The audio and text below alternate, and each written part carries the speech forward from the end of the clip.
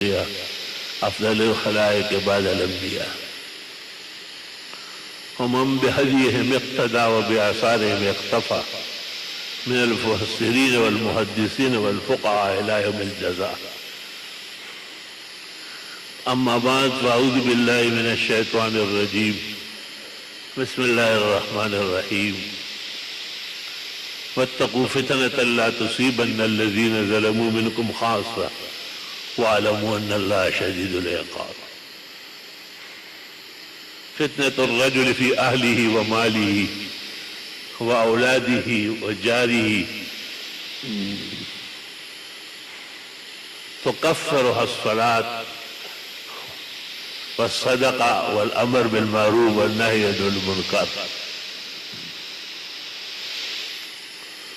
يا عمر بينك وبين القيامة باب مغلق أيكسر أم يفتح؟ قالوا بل يكسر. قال ثم لا يغلق إلى يوم القيامة. رواه الشيخان. اللهم صل وسلم على النبي وعلى آله وأصحابه وبارك وسلم عليه. ایک طرف اللہ تعالیٰ نے ہمیں اسلام جیسے روشن اور کامل و اکمل دین نصیب کیا. اليوم اکملت لکم دینکم واتممت علیکم نعمتی ورضیت لکم الاسلام دینا.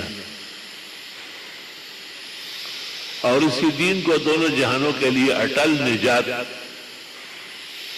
اور جنت کا باعث کہا ہے. ان الدین عند اللہ الاسلام. دین کے مقابلے میں کوئی فکر، زاویہ، تصور، تخیل معتبر نہیں ہے.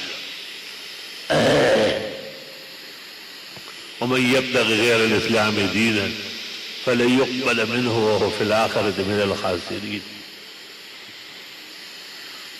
دینا قیما، دین اعتدال کا ہے. ملتا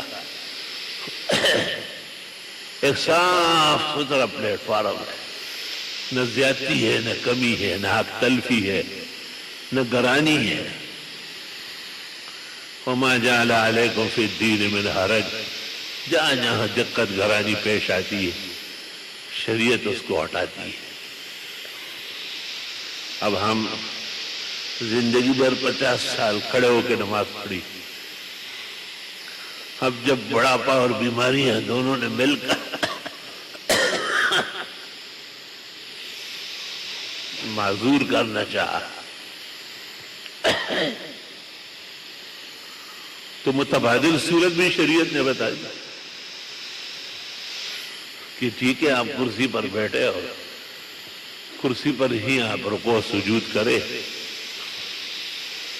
اور جب امامت کرے تو کوئی چیز سامنے ہو جو متصل بالارض ہو. وما يكون متصلا بالارض في حكم الارض فصحت صلاته بل تصح خلفه صلاة القائمين. الاصحاء فتاوی شام جلد اول صلاة المریض صفحہ 109-110. صرف اس کی نماز نہیں جو اس کے پیچھے پڑھیں گے ان کی بھی نماز درست اور صحیح ہے، بلکہ علامہ شامی نے ایک جگہ لکھا ہے کہ یہ شخص اگر اس عذر سے نماز نہ پڑھائے تو گناہگار ہوگا. شریعت اجازت دے دی. جیسے کہتے ہیں کہ مسافر کے پیچھے نماز پڑھنا سنت طریقہ ہے، اس طرح بیمار کے پیچھے بھی نماز پڑھنا سنت طریقہ ہے. اور اس سے مسائل کا احیاء ہوتا ہے، مسائل زندہ ہوتے ہیں. مسائل بڑے علماء کو معلوم ہوتے ہیں، وہ مسجدوں میں آتے نہیں ہیں، اور چھوٹے جو ہے وہ مسائل جانتے نہیں ہیں. جب جانتے نہیں ہیں تو پھر مانتے بھی نہیں، اس لیے وہ عوام کے سامنے سر چکا لیتے ہیں اور وہ فقہ پر سٹینڈ نہیں دے سکتے.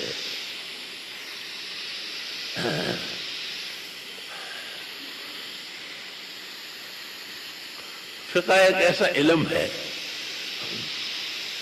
کہ ایک بزرگ گزرے ہیں عیسیٰ ابن ابان، اور بہت بڑے حنفی عالم ہیں. وہ حج کے لیے تشریف لے گئے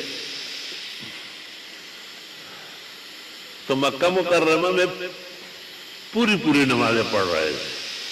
ان کو کہا گیا کہ اب تو منا، مزدلفہ اور عرفہ جانے والے ہیں، ایک جگہ استقرار نہیں ہے، لہذا آپ پوری نماز نہیں پڑھ سکتے. اپنی نماز جب پڑھیں گے تو 4 فرض 2 پڑھیں.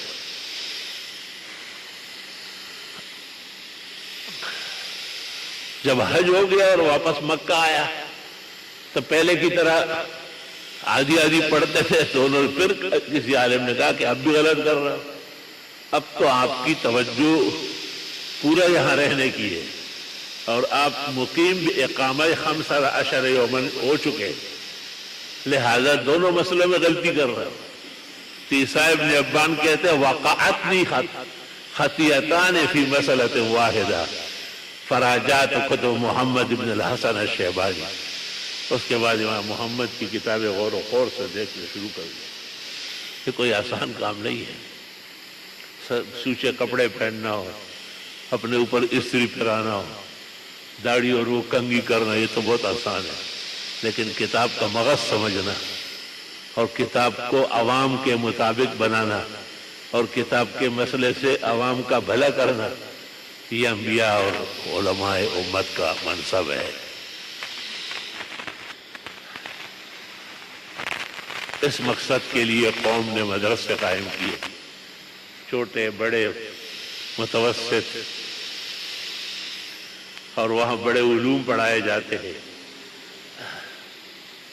اور ان علوم میں قسم قسم کے آراء آتی ہے، لیکن کتاب اور استاد بنیاد ہوتا ہے، اس سے خلاف نہیں کرنا ہوتا. تو یہ آدمی شرف اور استقامت کا طالب اور عالم مانا جائے گا. اور اگر یہ کتاب نہ دیکھے یا استاذ کی نہ سنے تو یہ ایک کانٹا ہے جو کلاس میں گھسا ہوا ہے. یہ غلط کار انسان ہے جو اچھے لوگوں کے لباس میں نظر آیا ہے. لباس خضر میں شیطان بھی پھرتے ہیں. تو میری گزارش یہ ہے کہ مسائل اور مسائل کے مطابق رہنا سہنا یہ بہت ضروری ہے.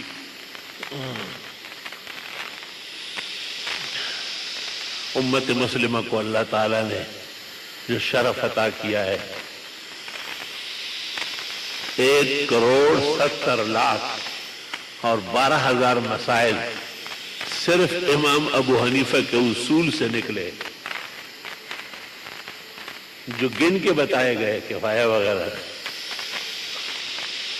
آپ اندازہ لگائے، کوئی اندازہ کر سکتا ہے اس کے زور بازو کا.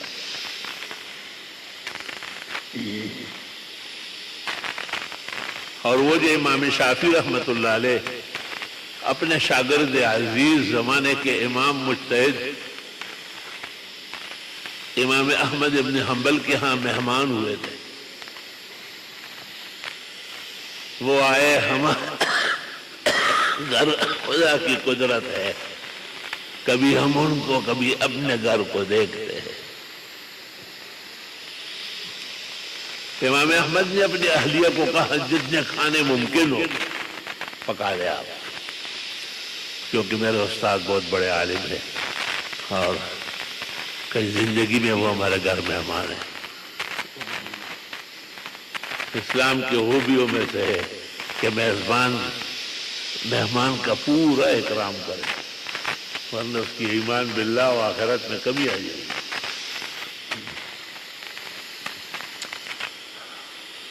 ایک بڑے منطقی نے ہماری دعوت کی تھی، عالم بہت بڑے تھے لیکن منطق کا غلبہ تھا.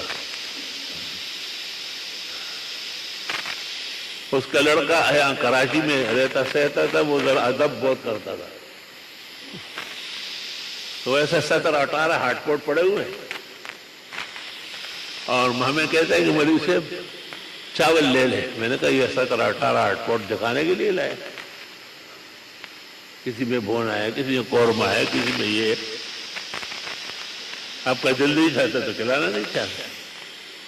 اب یہ منطق کا اثر ہے، یہ علوم نبوت کا اثر نہیں ہے، کیونکہ منطق جو ہے یہ یونان سے نکلا ہے. ہمارے علماء نے بہت کوشش کی مسلمان کرنے کی۔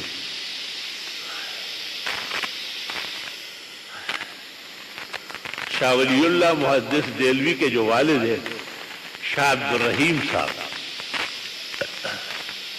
وہ یہ میر زائد ملا جلال جن کی منطق میں منتہی بڑی کتاب ہے، اور آگرہ کے مفتی اعظم بھی تھے، ان سے پڑھ رہے تھے سبق۔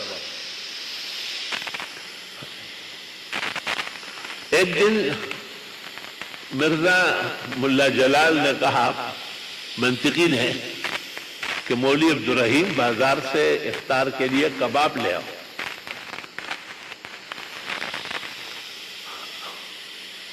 اس نے جو کباب لائے ہیں، روزہ افطار ہوا تو شاہ عبد الرحیم کو کہا کہ یہ کباب کچھ زیادہ نہیں تھے۔ انہوں نے کہا ان کا ایک کیس آپ کی عدالت میں ہے، انہوں نے کباب زیادہ دیے کہ ان کے ساتھ تھوڑی نرمی کرے۔ آپ نے کہا یا ظالم افسدت علینا الصوم سائر اليوم، دن بھر کا روزہ ہمارا برباد کیا، یہ تو رشوت ہے۔ یعنی ایسے مناتے کبھی گزرے جو اتنے متقی و پارسا و اللہ سے ڈرنے والے تھے۔ الحمدللہ علی ھذا۔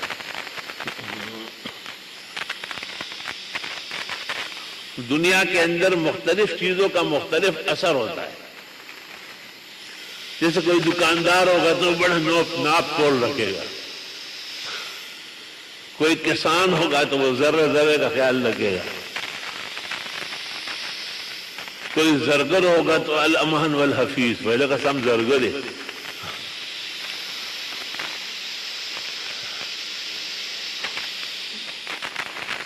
ہر انسان پر پیشے کا اثر ہے، لیکن یاد رکھنا علماء پر نبوت کا اثر، علماء پر ربانی آثار ہے۔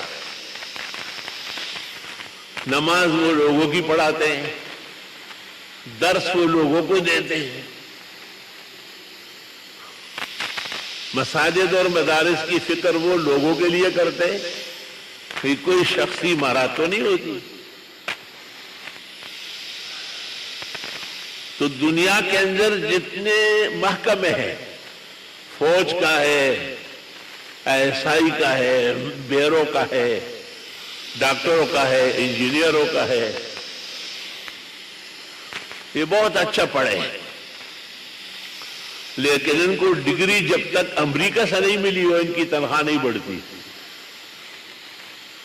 دنیا میں واحد طبقہ ہے علماء جن کو اپنی صنعت پر اپنے استاد اور اپنے ادارے اور بورڈ کے علاوہ کسی کے دستخط کی ضرورت نہیں۔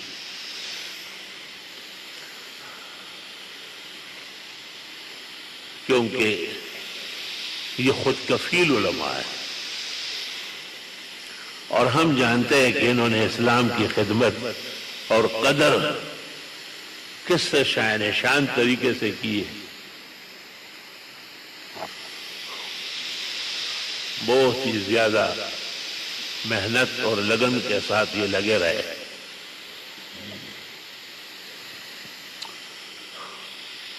لیکن اگر بت ہے جماعت کے آستینوں میں، مجھے ہے حکم ازاں لا الہ الا اللہ، مجالے کہ یہ اپنے عقیدے سے پیچھے ہٹے۔ کمزور آدمی جو ہوتا ہے کسی کو بھی دیکھ لے تو شر شور ہو رہا ہے تو بڑا اچھا تھا، بڑا عاشق رسول تھا، تو یہ پیغام کون سا ہے؟ اب تو عمرہ حج میں کہتے ہیں لبیک اللہم لبیک، وہ آپ کو منہ میں دے رہا ہے لبیک یا رسول اللہ لبیک۔ تمہیں اتنی بڑی بات سمجھ میں نہیں آتی؟ یہ لبیک اللہم لبیک یہ علماء کا نہیں، نبی کا بنایا ہوا ہے، وہی ہے۔ تو وہی میں تبدیلی کا حق کسی کو بھی نہیں ہے، کسی بھی ارادے سے کیا ہوگا، باعث افسوس ہے۔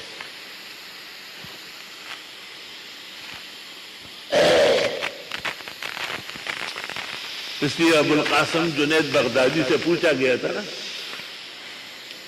کہ کرامات دیکھ کے کیا کہو گے؟ کہ وہی کہوں گے جو اسلام کہتا ہے۔ کرامتیں دیکھوں گا لیکن ایک صفر کے برابر بھی متاثر نہیں ہوں گا۔ اس نے کہا یہ تو بڑی عجیب بات ہے۔ اس نے کہا اگر ست ہے آب می روی خس باشی وگر بہوا می روی مگس باشی، تنکے سمندر میں نہیں ڈوبتے، مکھیاں اوپر اڑتی ہے لیکن وہ کسی کام کی نہیں۔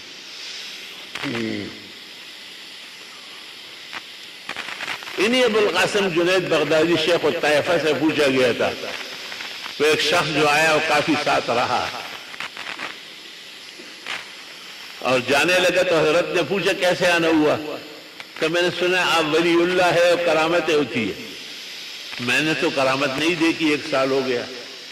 ابو القاسم جنید بغدادی نے کہا سال بھر میں کرامت نہیں دیکھی، کوئی کام نبی کی سنت کے خلاف دیکھا ہے؟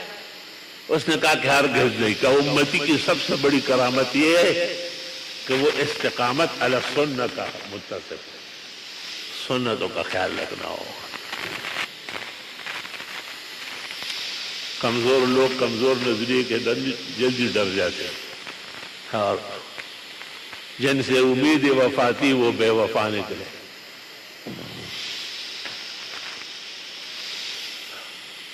مطلب ہے اسلام حقائق اور صدائق کا مذہب ہے۔ اسلام میں عیسیٰ علیہ السلام کا مشہور ہے کہ وہ مردوں کو زندہ کرتے تھے، لیکن جس کو دیکھ کے ایک صحابی بھی عیسائی نہیں ہوا۔ موسیٰ علیہ السلام کی لاٹھی سے اژدہا بنتی تھی اور فرعونیوں کے بنائے ہوئے اژدہاؤں کو کھا جاتی تھی، لیکن ایک مسلمان بھی الحمدللہ اسلام ایمان چھوڑ کر یہودی نہیں ہوا۔ آیات بینات تو اللہ نے ہر رسول اور نبی کو صداقت کے لیے دی۔ ما من نبی الا ومعہ آیات کمن آمن بھی او کما قال بخاری میں ہے، ایک رسول اور نبی کی جتنی امت ہوتی ہے اتنی کرامتیں ہوتی ہیں۔ اب اس کو سمجھنے کے لیے آنکھیں چاہیے، دل چاہیے، شعور چاہیے کہ دیکھو پیغمبر بیان کرتے تھے تو ایک کمرے میں کرتے تھے نا، لیکن وہ آواز دور تک جاتی تھی، آپ کا معجزہ تھا۔ تو لاؤڈ اسپیکر ایجاد ہو گیا، مائکروفون بن گیا، دور دنیا کے کونے کونے تک اطلاعات آنن فانن پہنچتی ہے۔ یہ محمد رسول اللہ کا معجزہ ہے۔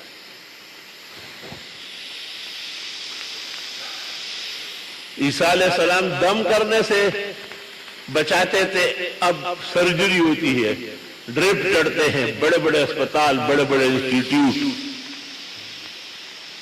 پارٹس آف دی باڈی کی ہر طرح کے سرجری ایک ایک عضو کو بتا دیتے ہیں کہ اس میں کیا نقصان آیا ہے۔ جناب رسول اللہ صلی اللہ علیہ وسلم کے معجزات۔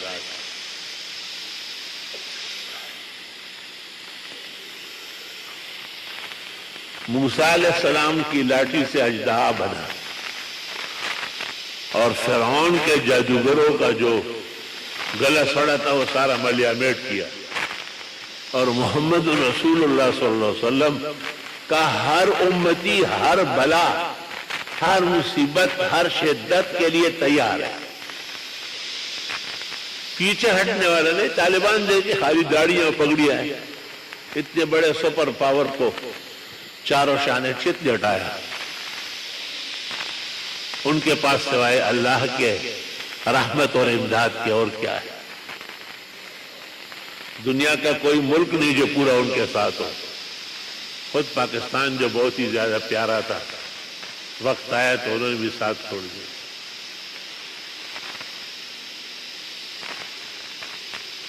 اس طرح ہر شخص کرتا رہے، دیر سے آئے اور اپنی بچی کو یا بچے کو ساتھ لاتا رہے۔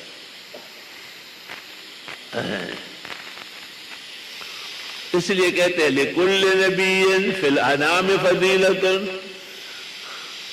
ہر پیغمبر کا ایک معجزہ ہے۔ وَجُمْلَتُهَا مَجْمُوعَةٌ لِمُحَمَّدِ، اور سارے ملا کر محمد صلی اللہ علیہ وسلم کو دیے گئے، کیونکہ آپ کی امت کب تک ہے؟ آخرت کے آخری دن تک۔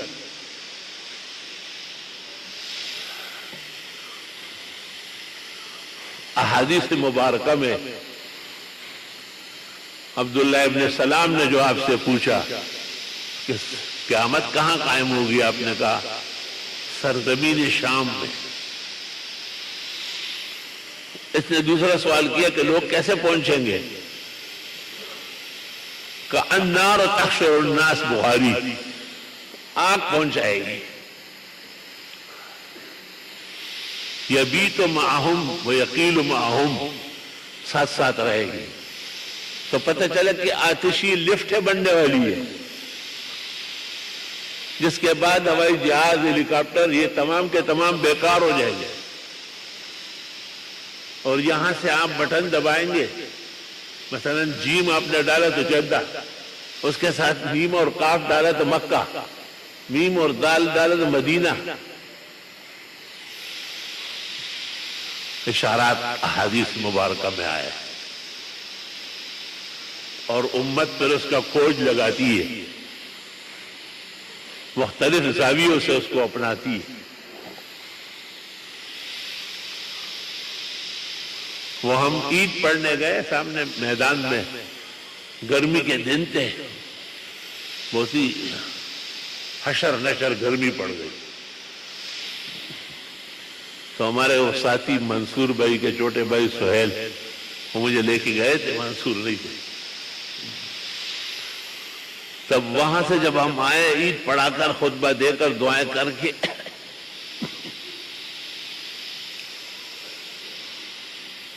تو دفتر میں داخل ہوئے۔ دفتر ذرا ٹھنڈا تھا، انہوں نے کہا جنت ہے۔ میں نے کہا اس کا ذکر سورۃ حدید میں ہے، باطنہ فیہ الرحمہ، اندر ٹھنڈک ہوگی، وظاہرہ من قبل عذاب، اور باہر سے آگ برس رہی ہوگی۔ لا الہ الا اللہ وحدہ لا شریک لہ۔ تو تمام عالم کے اندر جو ذرائع ہے اور انسان کے فلاح و بہبود کے، ان ذرائع کو آپ بنظر عمیق اور شعور سے دیکھیں تو محمد عربی صلی اللہ علیہ وسلم کے معجزات ہیں۔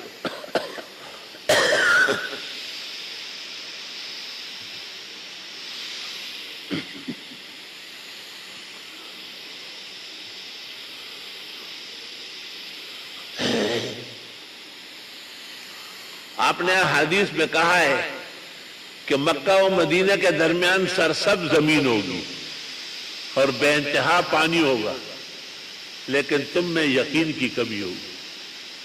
دیکھو،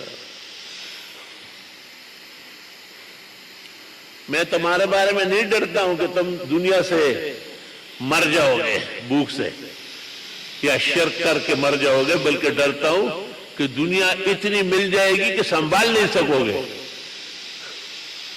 اور دنیا جب حد سے بڑھتی ہے تو آدمی کو سرکشی دلاتی ہے، اس کا مزاج تبدیل ہو جاتا ہے۔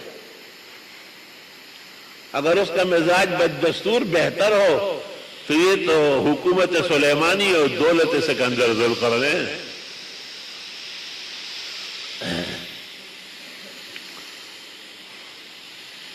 تو میرے عزیزوں اور میرے بھائیوں،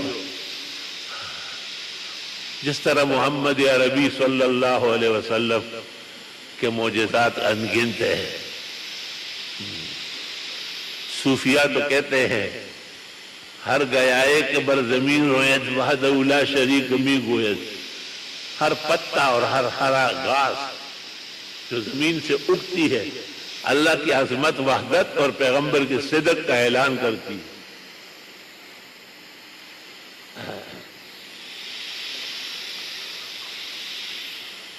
اسی طرح میرے عزیزوں اور بھائیوں، یہ جو مصائب ہے، شدائد ہے، وبا ہے، ہم سمجھتے ہیں کہ یہ بھی پوری دنیا میں ایک جیسے ہے۔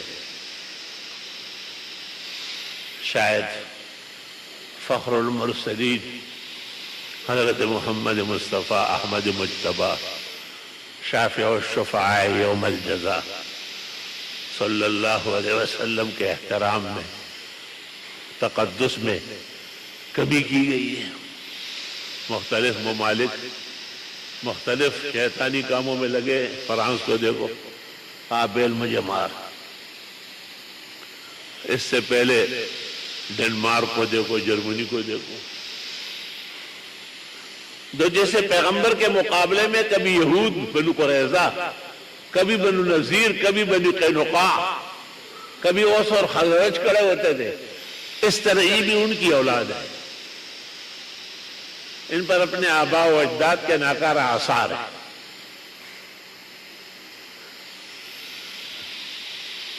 توبہ خدائے توبہ۔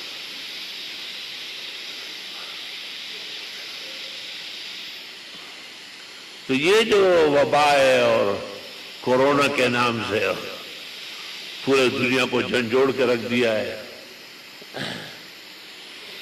ایک ہی صف میں کھڑے ہو گئے محمود و ایاز، نہ کوئی بندہ رہا نہ کوئی بندہ نواز۔ یہ بھی اس وجہ سے ہے کہ ہم نے کوئی خاص توجہ نہیں کی اور اللہ کے نعمتوں کا اور پیغمبر مرسل کے معجزات کا کما حق ہوئے احترام و ادب نہیں کیا ہے۔ اس سے پہلے مواعظ میں نے کہا ہے کہ امت تو پوری ہے، پوری دنیا جن اور انس، یا معاشر الجن والانس، لیکن وہ امت دعوت ہے۔ ہم نے ان کو دعوت بھیجی، اس لیے ان کے ہاں دھماکے بھی منائے، انہیں ناحق قتل کرنا بھی منائے، کیونکہ جس کو آپ دعوت دیتے ہیں، اتنا بڑا پروگرام سکھاتے ہیں، اس کو ماریں گے کیوں؟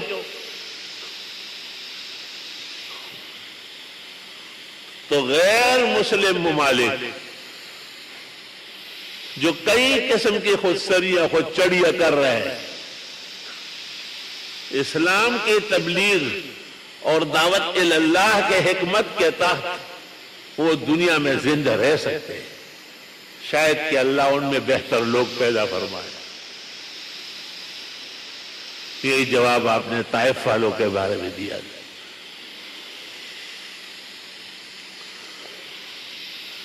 فرق صرف اتنا ہوا کہ چونکہ انہوں نے محمد عربی صلی اللہ علیہ وسلم کو کما حقہ تسلیم نہیں کیا تو ان کا کام بڑھ گیا۔ گڑی بناؤ، سوئیاں بناؤ، ٹیکنالوجی نکالو، قسم قسم کے ایجادات کرو۔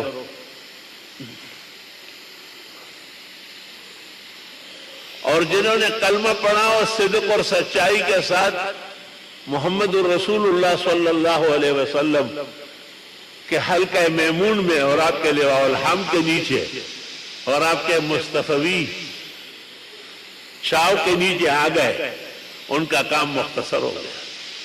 نمازیں پڑھو، روزے رکھو، زکوٰۃ صحیح طرح دو، رمضان کے روزے رکھو، حج کرو، جھوٹ مت بولو، بے وفائی نہ کرو، عہد شکنی نہیں کرو، سب و شتم نہ کرو، جو اچھائیاں ہیں وہ کرو اور جو برائیاں ہیں وہ مت کرو۔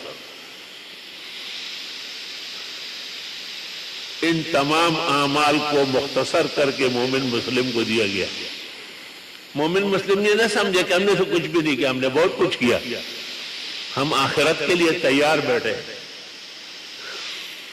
ہم جنت الفردوس کے اہل و اصل ہیں،